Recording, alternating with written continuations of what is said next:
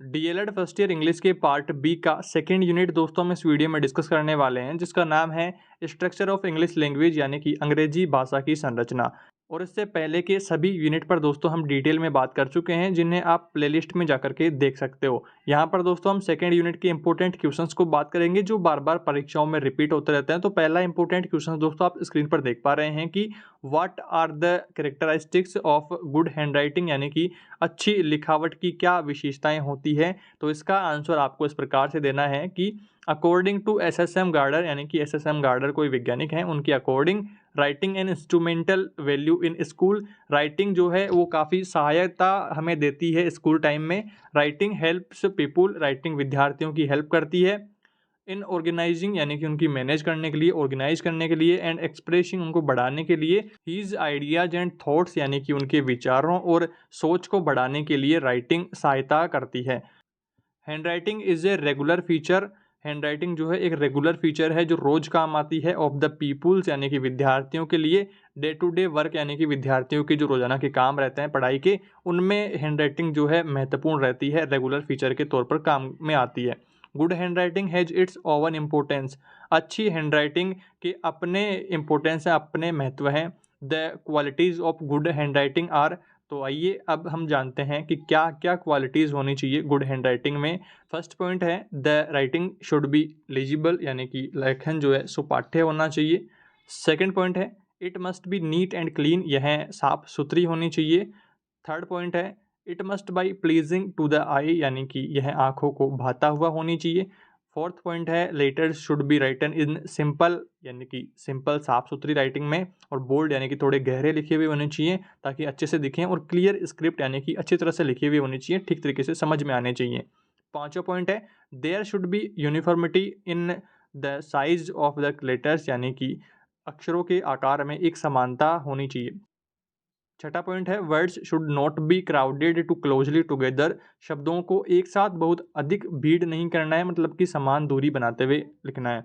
सातवां पॉइंट है there should be proper and uniform space between words and lines, सब line में और सब वर्डों में बीच बीच में इतना समान गैप होना चाहिए, एक तरह से भीड़ की तरह नहीं लगना चाहिए। इन सब का आपको ध्यान रखना है। आगे देखिए आठवां पॉइंट है children should be able to write with normal speed, यानी कि बच्चों की अच्छी एक नॉर्मल स्पीड होनी चाहिए, ना ज़्यादा तेज़ ना ज़्यादा धीमी।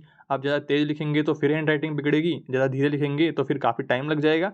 तो ये आपको ध्यान रखना है कि नॉर्मल स्पीड उनकी होनी चाहिए। नवा पॉइंट है द लेटर्स, यानी कि शब्द शुड रन स्ट्रेट, यानी कि सीधी लाइन में चलनी चाहिए, ऑल थ्रूट, यानी कि पूरी लाइन में जो शब्द आप लिख रहे हैं वो एकदम सीधी लाइन ऐसे चलनी चाहिए, ऐसा नहीं है कि ऐसे बाकी टेढ़ी ऐसी चल रही है, ऐसे चल रही है। तो इसका भी आपको ध्यान रखना है। 10वां पॉइंट है the letter should be ticked slightly forward, यानी कि अक्षरों को थोड़ा आगे की ओर टिक किया जाना चाहिए। इस तरह से दोस्तों आपको इस क्वेश्चन का आंसर देना है। आगे बढ़ते हैं दोस्तों, अगला इंपॉर्टेंट क्वेश्चन है आपका, डिफरेंस करना है आपको between vowel and consonant sounds के बीच में। तो पहले हम बात करते हैं वोवेल साउंड को लेकर के। तो अकॉर्डिंग टू पी क्रिस्टोफरेशन, यानी कि पी क्रिस्टोफरेशन के अनुसार, ये कोई वैज्ञानिक हैं, इनके अनुसार vowel sound can be defined, vowel sound परिभाषित किए जाते हैं इज अंडर, इनके अंदर में। Vowels are the voiced sounds, vowel sound जो है आवाज़ उठाई गई आवाज़ के ऊपर, in the production of which there is no obstruction of the air passage, यानी कि आपकी उठाई गई जो भी आपकी आवाज़ होती है उसके उत्पादन में वायु मार्ग में कोई बाधा नहीं आती है, सीधा बिना किसी रोक टोक के आप उनको आसानी से बोल पाते हो। तो इस तरह से आपको वोवेल साउंड को डिफाइन करना है। आगे बढ़ते हैं दोस्तों, आपको अब कॉन्सोनेंट साउंड की परिभाषा भी देख लेनी है। अकॉर्डिंग टू पी क्रिस्टोफरेशन, यानी कि पी क्रिस्टोफरेशन के अनुसार a consonant may be defined, consonant defined है, कॉन्सोनेंट परिभाषित है as a sound in which the movement of the air from the lungs in obstructed as a result of a narrowing a complete closure of the air passage, यानी कि व्यंजन को एक ध्वनि के रूप में परिभाषित कर सकते हैं जिसमें लंग्स से हवा की गति वायु के रूप में आपके संकीर्ण होने के रूप में परिणाम स्वरूप आप जब बोलते हो, आप जब वोवेल साउंड को बोलोगे तो आप आसानी से बोल दोगे, बट जब कॉन्सोनेंट साउंड से आप बोलोगे तो थोड़ा सा आपको जोर लगाना पड़ेगा, थोड़ा सा हवा का दबाव बनाना पड़ेगा। तो इस तरह से दोस्तों आपको इन दोनों को ध्यान में रखना है, काफ़ी बार परीक्षा में आया हुआ है। आगे बढ़ते हैं दोस्तों, अगला इंपॉर्टेंट क्वेश्चन है आपको फोनेटिक ट्रांसक्रिप्शन का प्रश्न आपको काफ़ी बार पूछा गया है और ये टॉपिक आपके रीट और रीट मेंस में भी है, तो आपको थोड़ा सा इसका प्रॉपर एक वीडियो लाने की हम कोशिश करेंगे जिसमें हम फोनेटिक ट्रांसक्रिप्शन को लेकर के बात करेंगे। आप कमेंट में बताना कि आपको ये आता है या नहीं आता है। इसमें दोस्तों आपको फोनेटिक ट्रांसक्रिप्शन करना होता है हर एक शब्द का, जैसे पेन का फोनेटिक ट्रांसक्रिप्शन पेन होगा, TEA का TI यहाँ पर डबल डॉट यहाँ पर इस तरह से होगा, और THIN थिन का यहाँ पर IN इस तरह से होगा, और SIT का SIT ही यहाँ पर होने वाला है। तो इस तरह से फोनेटिक ट्रांसक्रिप्शन का भी प्रश्न आपके इंपॉर्टेंट है, परीक्षा में पूछ सकता है। आगे बढ़ते हैं दोस्तों, अगला आपको इंपॉर्टेंट क्वेश्चन पूछ सकता है कि आपको एक वर्ड दे दे और फिर नाउन में यूज करवा ले, एडजेक्टिव में यूज करवा ले, और वर्ब में यूज करवा ले या एडवर्ब में यूज करवा ले। इस तरह से आपको यूज करवा सकता है। जिस तरह से देखिए, उदाहरण के तौर पर आप use of the word fair, तो मेले का आपको यूज करना है, तो यहाँ पर नाउन के तौर पर यूज करते हैं। तो we go to visit Dussehra fair every year, तो यहाँ पर नाउन में हमने यूज कर लिया। अब एडजेक्टिव में यहाँ पर देखिए, I believe in fair means and fair play.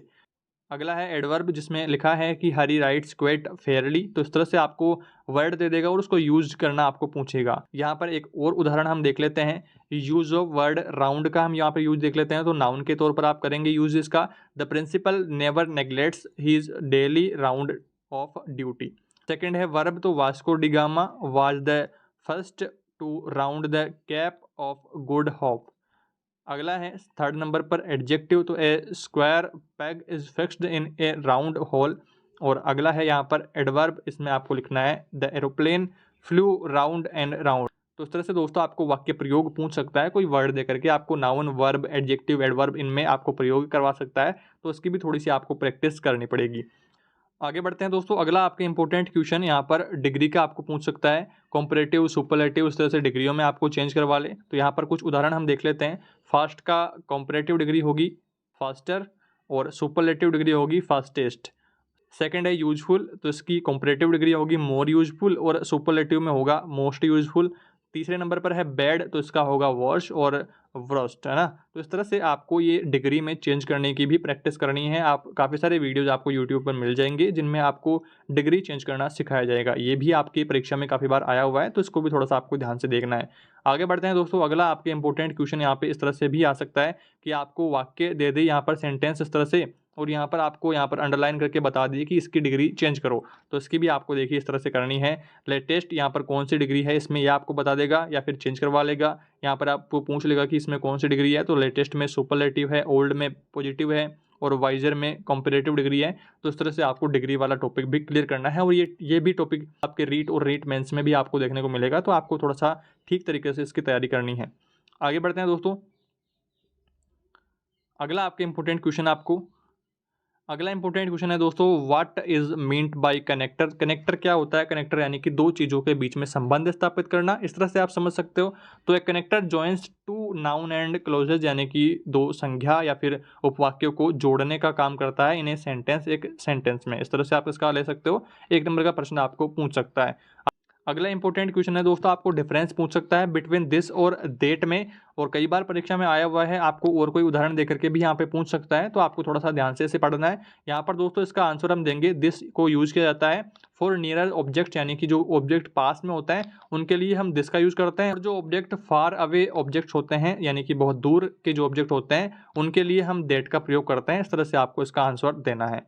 आगे दोस्तों अगला इंपॉर्टेंट क्वेश्चन है, आपको इंपॉर्टेंस बताना है इट एंड देयर में, आपको इनका कहाँ कहाँ प्रयोग हम करते हैं तो वो आपको बताना है इम्पटी सब्जेक्ट्स का। तो यहाँ पर देखिए, the word it is an introductory word to explain situation, it is used to start a sentence, यानी कि सेंटेंस का स्टार्ट करने के लिए इट का यूज किया जाता है, जो कि दोस्तों हम आगे देखते हैं। यहाँ पर सिचुएशन को एक्सप्लेन करने के लिए use of it for telling time, समय को बताने के लिए। The use of a clock is very necessary to teach it, show a big picture of a clock और draw it on the black board, now draw time on it and ask the question such as, यानी कि आपको एक घड़ी का चित्र बनाना है black board पर और उसके अंदर टाइम ड्रॉ कर देना है, और आपको क्वेश्चन पूछना है इस तरह से। तो टीचर ने क्वेश्चन पूछा कि what time is it, time क्या हो रहा है, तो यहाँ पर स्टूडेंट जवाब देगा इट इज 6 o'clock। इस तरह से प्रश्न आप पूछ सकते हैं, तो इट से यहाँ पर वाक्य शुरू होगा, तो ये आपको ध्यान रखना है। आगे और उदाहरण इसके देखते हैं हम। Now this question can be repeated asking for different time also because the word it is used for time. तो यहाँ पर आप कोई भी टाइम लेंगे तो इसी तरह से इट इज़ या यहाँ पर स्टार्टिंग में यूज किया जाएगा। Similarly it is morning, it is evening या फिर और भी आपके यहाँ पर उदाहरण आप देख पा रहे हैं। साथ ही साथ दोस्तों यहाँ पर एग्जाम्पल्स भी देख लीजिए कि it is no, it is hot, it is cloudy, it is airy, it is cold, it is sunny. इस तरह से आपको इट का प्रयोग जो है स्टार्टिंग में हम करते हैं। आगे बढ़ते हैं। अब बात करते हैं यूज़ ऑफ देयर का। तो देयर का यूज़ आपको किस प्रकार से करना है, तो यहाँ पर देखिए the word there is a introductory word, परिचयात्मक शब्द है टू एक्सप्लेन सिचुएशन, सिचुएशन को एक्सप्लेन करने के लिए। फॉर एग्जाम्पल्स यहाँ पर ये भी स्टार्टिंग में यूज किया जाता है, जैसा कि there are 5 books in my bag, there is a pen in my pocket, there are 2 packets of biscuits. तो यहाँ पर इस तरह से आपको देयर का प्रयोग भी एग्जाम्पल्स के तौर पर बता देना है। इस तरह से आपको इंपॉर्टेंस भी पूछ सकता है। आगे बढ़ते हैं दोस्तों। अगला इंपॉर्टेंट क्वेश्चन आपको पूछ सकता है ट्रांसिटिव वर्ब यानी कि सकर्मक क्रिया और इनट्रांसिटिव वर्ब यानी कि अकर्मक क्रिया आपको पूछ सकता है। या तो आपको सीधा एग्जाम्पल पूछ लेगा कि एग्जाम्पल बताओ, या फिर एग्जाम्पल देकर के पूछ लेगा कि कौन सी क्रिया है। तो यहाँ पर देखिए पहला हम उदाहरण देखते हैं। एग्जाम्पल ऑफ ट्रांसिटिव वर्ब, तो she reads a book, the boys play cricket. Second है एग्जाम्पल ऑफ इंट्रांसिटिव वर्ब यानी कि अकर्मक क्रिया के उदाहरण, तो बर्ड्स फ्लाई, रिवर फ्लो। तो इस तरह से आपको ये क्रिया भी सीखनी होगी। ये हिंदी में भी आपके हैं और साथ ही साथ आपके रीट में भी आपको तैयारी करनी पड़ेगी इसकी। तो ये आपको थोड़ा सा ध्यान से इसके बारे में देखना है। यूट्यूब पर आपको काफ़ी सारे वीडियोज इसके मिल जाएंगे। और साथ ही साथ आपको सकर्मक और अकर्मक क्रिया का इस तरह से प्रश्न पूछ लेगा, आपको यहाँ पर 4-5 उदाहरण दे देगा इस तरह से, और फिर आपको पूछ लेगा कि कौन से में कौन सा जो क्रिया है। तो यहाँ पर फर्स्ट के 2 सेंटेंसेजों में यहाँ पर इंट्रांसिटिव यानी कि आपकी अकर्मक क्रिया है, और थर्ड और फोर्थ में यहाँ पर ट्रांसिटिव यानी कि सकर्मक क्रिया है। तो इस तरह से आपको क्रिया को भी दोस्तों ध्यान से पढ़ना है। कई बार परीक्षा में ये प्रश्न आया हुआ है। आगे बढ़ते हैं दोस्तों। अगला इंपॉर्टेंट क्वेश्चन है आपका नेमिंग वर्ड्स। आपको संज्ञा भी पूछ सकता है। आपको संज्ञा के एग्जाम्पल्स देकर के पूछ लेगा कि कौन सी संज्ञा है इसमें, या फिर आपको कंप्लीट पूछ ले कि आपको एक्सप्लेन कीजिए और डिफरेंट टाइप्स भी इसके बताइए। तो इस तरह से भी आपको प्रश्न पूछ सकता है। साथ ही साथ दोस्तों आपको टेंस के क्वेश्चन भी इस यूनिट में से पूछे जा सकते हैं। अब एक छोटे से वीडियो में दोस्तों हम टेंस का टॉपिक कवर नहीं कर सकते हैं। तो टेंस आपने अगर छोटे क्लासों में ठीक तरीके से पढ़े हैं तब तो आप उनको आसानी से कर पाओगे। अगर आपको टेंसेज में कोई दिक्कत है तो आप यूट्यूब पर सर्च करेंगे, तो आपको काफ़ी सारे वीडियोज़ इस बारे में मिल जाएंगे, जिनको देख करके आपको तैयारी कर लेनी है। साथ ही साथ दोस्तों आपको आर्टिकल भी इस यूनिट में पढ़ने हैं। अब हम बात कर लेते हैं संज्ञा को लेकर के। तो संज्ञा में देखिए a noun is the name of a person, place और थिंग। फॉर एग्जाम्पल जैसे Mohan, Delhi, cat, mango, river, city, honesty, etc according to the kinds of nouns. इस तरह से आपको इसकी परिभाषा लगानी है। और पहला है प्रॉपर नाउन। यहाँ पर देखिए संज्ञा को 5 भागों में हमने बांटा है। प्रॉपर नाउन है पहले, तो it is name of a particular person, place और thing. For example Krishna, Saraswati, Jaipur. इस तरह से प्रॉपर यहाँ पर पर्टिकुलर एक प्रश्न की बात हो रही है। सेकंड में देखिए common noun, it is name given to a class for person, things और place. For example cow, boy, girl, river, city. इस तरह से एक क्लास की बात यहाँ पर हो रही है। आगे बढ़ते हैं। अगला है थर्ड नंबर पर कलेक्टिव नाउन, जिसमें डिनोट्स इसमें परिभाषित किया गया है सेवरल पर्सन्स और things donated as one group. For example team, class, army, bundle. इस तरह से यहाँ पर कलेक्टिव नाउन में दिया गया है। अगला है यहाँ पर मटेरियल नाउन। इसमें देखिए is the name of a matter और substance of which the thing are made. For example gold, glass, paper, wood, silver, silk आदि आपको यहाँ पर मटेरियल नाउन में करने हैं। आगे बढ़ते हैं। आपका 5वां पॉइंट है एब्स्ट्रैक्ट नाउन। यहाँ पर देखिए is name of a quality, state और action. For example honesty, truth, bravery, wisdom are the example of quality. Childhood, youth, sleep, death are the examples of state. Judgment, loafer, thief, anger are the examples of action. तो इस तरह से दोस्तों आपको भाववाचक संज्ञा भी कर देनी है।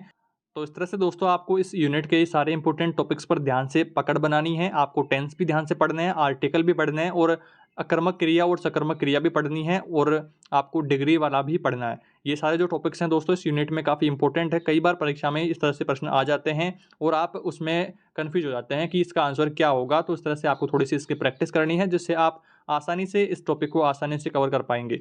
इस वीडियो में दोस्तों इतना ही।